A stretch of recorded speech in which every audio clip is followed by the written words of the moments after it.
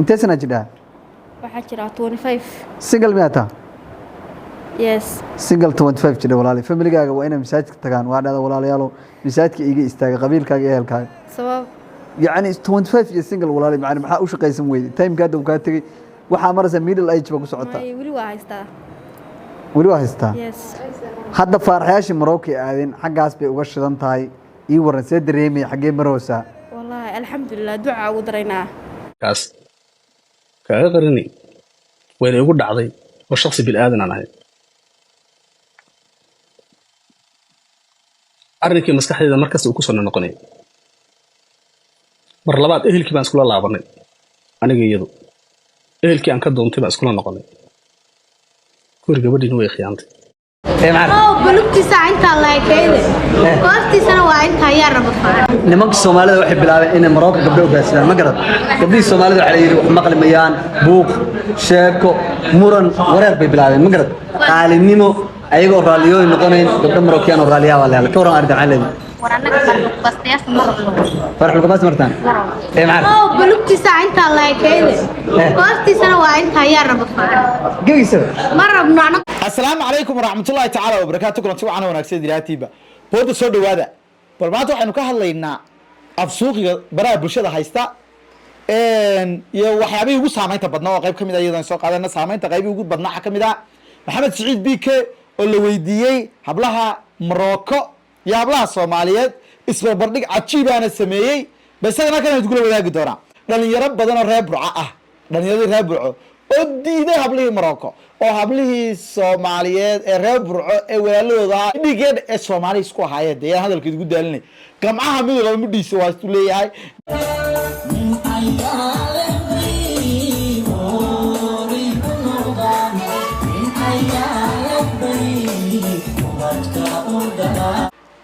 waryahay hadalkeedu ugu daalinayo sidoo kale taxbarteedu ugu wadaagi doona nin Soomaaliyeed ma ku sheegi kara nin Soomaaliyeed gabadh buu guursaday gabadhii uu guursaday waxa uu sheegayaa in macnaha nin kala qabi jiray wax saasa macnaha bal isagana bal qisadiisa xukumi mayno oo go'aan ka gaari mayno boortu isla wada dhageysanaa barnaamijkan oo ku aragteen bal isagana in yar bay ka dul istaagi doonaa wuxuu ka sheekeynayaa macnaha nin hore qaba iyo anigay beeni sheegtay iyo hooyadeed baan la hadlay iyo macayla sodoodii buu ka xishoon waayay magaraysa bal intaas kadib horta haweenka Soomaaliyeed maxay ka yaadeen ragga Turkiga tagaya ila daawada muuqaalka weyn boobsiinayna like boobsiiyay idinkuna haye intee sana jidhaa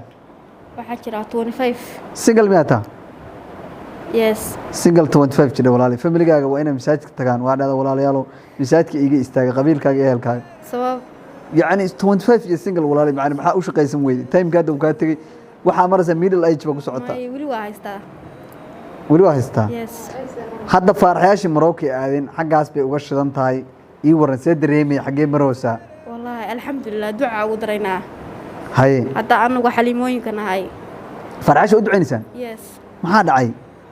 dhibaato un bay nagala tagay yaa isku halaynaysa marka yaa isku halaynay maxaa Morocco hadii aadeen anaguna wadamadaas aadaynaa wadankee ku qorshaysan hableeyni dee wadamo kale anaguna aadaynaa dad tashatay anaguna tashanaa dad ducaan ugu daraynaa bay taagataa bal qaar kamidii waa bay caayeenba aryaaleeda wax noola hada dee kuwa tagay kuwa jooga waa isku mid una laakiin dadku aqliga garaad bay isdheer yihiin nin tashan waayay un baa doonayeen xagaa tago baya daawada بلوكتيسا انت الله يكيده كوستيسنا waa inta yar rabaa nimanka waa weegiina waa xishoonayaan wax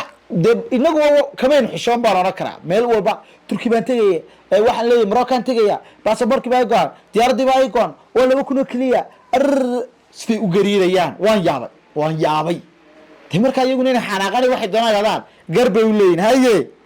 Soomaalida waxay bilaabeen inay Morocco gabdho u gaarsadaan ma garad gabdhii Soomaalida waxa la yiri wax maqlimayaan buuq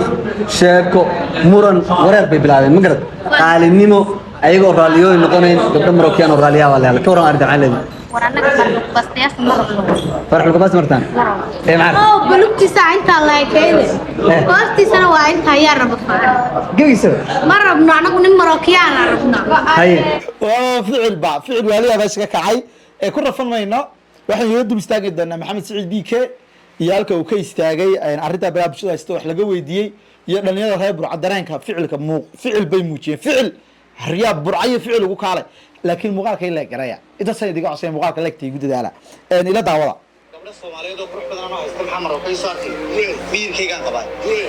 gabdhaheena Soomaaliyeed wax ee dhaqan diin akhlaaq qurux cid ku tartami kartaa ma jirto hadal bagam halbiike hadalkood duuduwan haddana dhiiba haweenka Soomaaliyeed waxaan ag dhigaa ma jirto taagay ama meel aan ag dhigaa ma jirto gabar Soomaaliyeed oo arkayna wallahi halka mareyn bulay waanu haystaa alxamdulillah Allah isuukin barakeeyo dimaashidii faadimo qurux wanaagna kala baan uga salaamaya aruntan adeerka waa inay dhamaantood baan u salaamaya te guuleystaan dilay sharaf iyo karaamo sidoo kale Maxamed BK iyo faadimo qurux wanaag faamiga quruxda badani waa faamiga baraha bulshada dadka ugu caansan marka laga hadlayo BK uu ku jira number 1 BK waliba wuxuu ka mid yahay faamiyada ugu muddada dheer ee isqaba dayaxda nuusha soo raaca dad badan oo waxa jira guursaday oo kala wada yaacay laakiin dad badan baa waxa jira Maxamed BK dalmaryare ee dayaxda nuurshe dhalinyaro saasa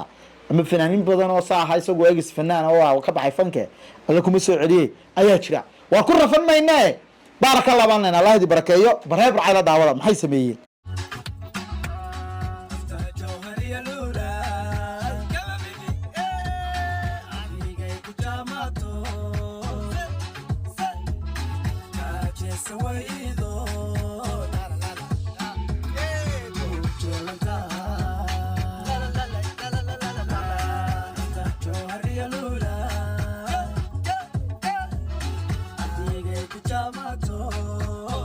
reeb rafcilku ku aqaani laba loo laacdama wala inay diyaarad goosanine lacagtii qarashkiiba intii waxaan ku rasuul ku soo gateen hablooduna uga soo labiseen ba jaamaciye faarax iyo xaliima luulay miyaan meel socdaaba ka dhacday ku rafarmayno arinta kale waa arin barnaamijyada qabsatay waa ninka waramaya gurigiisii aqalkiisii barnaamijyada la soo fadhiistay macnaha nin waa tulkiisa u mid qaban maqli jiray beela daawada sagaalaad 7 kadib ahayd hadalka si waxaan loo dhageysto qoladii ambulance markay yimaadeen ay guriga soo galeen bay aniga laba su'aal weydiiyeen waan ka jawaabi kari waayay waan aamusay iyadoo sariirta saarneyd way ka jawaabtay waa naxay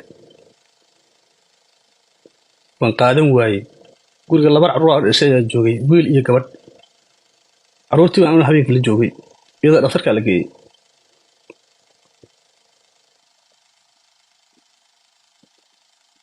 waan wacay waxaan ku warsansan walaalo maxaa dhacay way ii sheegtay wixii dhacay iyo waxa qaldanaa haddaba waxa qaldan iyo waxa dhacay dad badan malaa way la yaabeen dad noo yiri faasiin laakiin barnaamijkan hadalkiisa intan waxba gabagabale oo la soo jarjaray qaybta dambaan si fiican u raacay waxa uu ka hadlayaa wuxuu yiri hooyadeed banaanta la hadlay waxay ku tirina sharaf lama daawad naga soo doonatay ina tina ay sidan noqotay taama ku qab ama ku fur horta hooyo saa oranaysa inanteedu sharaf bay lahayd markaad naga soo doonatay iminkana waa bilaa sharafe ama ku qab ama ku fur te am hooyo balaada da choice kale hooyo koranaysa ma jirtay labadaas ay dhufka ugu tufaysa hadaanay ku soo gaareen intay todobadaada uu meel isku kantay ku dhigaysa moobilka marka qodobkaas waa qodob ii cutami waaye inuu yiraahdo saddexday baan la hadlay oo waxay ku tirinaanteeda markaad iga soo doonatay sharaf bay lahayd laantana sharaf ma laha ee bulhooyo ku qaba ma ku qabin qodobkaas waa qodob ii cutami waaye taas waa mid labaad wuxuu yiri arinta ama ficilkan ama uurkan uu gabadhiisa ku caayu leeyaan uu malihi baraha bulshada la soo fadhiistay horta wax qurux badan maaha wax wanaagsanna maaha dhaqanada noocaasna oo dhaqana aad inoogu soo badanaya in rag Soomaaliyeed oo miirkooda iyo imaankooda qaba oo haween Soomaaliyeed lagu aaminay oo loo meheriyay oo loo dhisay inay qaar kamid yiraahdaan rag bay la joogtay qaar kamid inay yiraahdaan rag baan ugu nimi qaar kamid inay yiraahdaan ubadka dhashay maanan dhalin oo waxay rag isku diri jireen waa wax aan runtii dhaqan ahaan iyo sharaf ahaan iyo qiyaam ahaan iyo dadnimo ahaan aan qurux badnayn mid labaad tusaalan ku soo qabanaya hadii gabadha aad qabto ay xumaato ay kugu xumaato ogow seedibaad lahayd oo inta rag bay la dhalatay sidoo kale ta sadox baad lahayd oo inta hooyaa dhashay sidoo kale ta sadog baad lahayd oo inta aabba dhalay sidoo kale to inta gacal bay ku samaysay xageeda ah haday gabadhu kugu xumaato qofka aqliyada maskaxda qabaay labu ilaaliya koow wuxuu ilaaliyaa inta faamigeedu ilaaliyaa oo walaaladeed ah oo ilmaadeeradeeda ah macnaha dadkii seediyaashii buu ilaaliyaa oo u xishaa inantooda u ceeb qariya waa kow mar labaadna sharaf buu ilaaliyaa wuxuu ilaaliyaa inanta hooyadeed iyo inanta aabaheed buu ilaaliyaa gabadha oo ku xumaatay ayaa waxba wuxuu ku liqaa inanta walaalkeed walaasheed hooyadeed aabaheed marka hadday xumaatay fasax si waxtaada war seedigayow war dumaashi saa samee laakiin inantan aniga waxaan ka dareemayaa inuu been abuur badan ka samaynayo taariikhda waxa ku jirta muuqaalkan waan idin daari karaa waan idin tusi karaa waxa ku jirta in uu leeyahay waxay hawshani dhacday macnaha hawshan waxaan ku arkay bishii 2023 waa sanad ka dhamaaday bishiisii labaad waa labaad saddexaad afraad shanaad lixaad toddobaad sideed sagaalaad tobnaad koob iyo tobnaad laba iyo tobnaad waa 10 bilood koobaad baynu ku jirnaa sanadkii cusubaaya waa 11 bilood tanna waxaynu kaga jirnaa 20 habeen baynu kaga jirnaa ilaa 19 habeen baynu kaga jirnaa waa 12 bilood oo garadhowa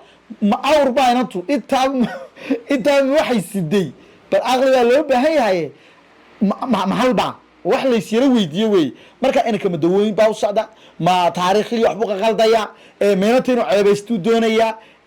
maxaa qaldan mayadaa furnigu xaggeeda ka imo diiday oo isagaa weli sii jecel oo inanta kusii dhegdhegayo sii xaganaya hadday inantu xumayd oo aanad rabin de waad ka baxsan saad iskaga tegaysaa laakiin dad arta gabadh ninka ka daba qaylinaysa oo waa biriqda haysa oo wuu liitaa tidhaahdaa oo nin maaha tidhaahdaa oo caayaysa ninka dad aragto waa gabadh ayadoo ninka jecel ninkii furay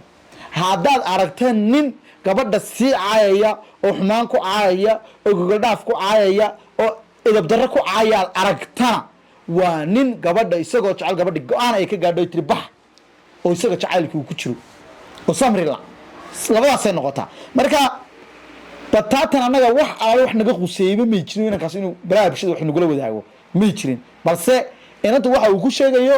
isagaa mas-uul ka ahaa isagaa ogaa isagaa ku galay isagaa wax inaga meelaynu waa waxyaabahaynu caadaysanay dhaqan ahaan dadkeenu waxay oranayaan sidoo kale tan ninkaa saxan ee gabadhaa saxan laakiin dhaqan ahaan waxaan hadday gabadhu la timaadana gabadha waxaa la timaada runtaynu sheegnana waad eeda daratay baynu leenahay ninka waxa inoola imaadee gabadh Soomaali yiraahdo waan qabayo saasay noqotina war waad eeda darantay baynu leenahay garanaysa waxay kaaga carartay bay qabtaa baynu leenahay marka aad bay u maasantiin muuqaalada inoo la gareeyo inoo share gareeya de maxaa hableen maxay Maroko aadnaaba dhibaatadaas meelan qaar sameeyay Maroko aaday wayaane culays badan baa abulaha naga digay markii leeyihiin de waxa laga yaabaa boqolka nin Maroko aaday konton kamidi inay ragga hablaha fadeexadaysta ilaahay balaayo ka kaxeeyayinba 10 yaro wanaagsanna inaga dhaxraaceen ay xamaasadu qaaday waayay war aad bay u maasantiin muuqaalka inoo la gareeyo inoo share gareeya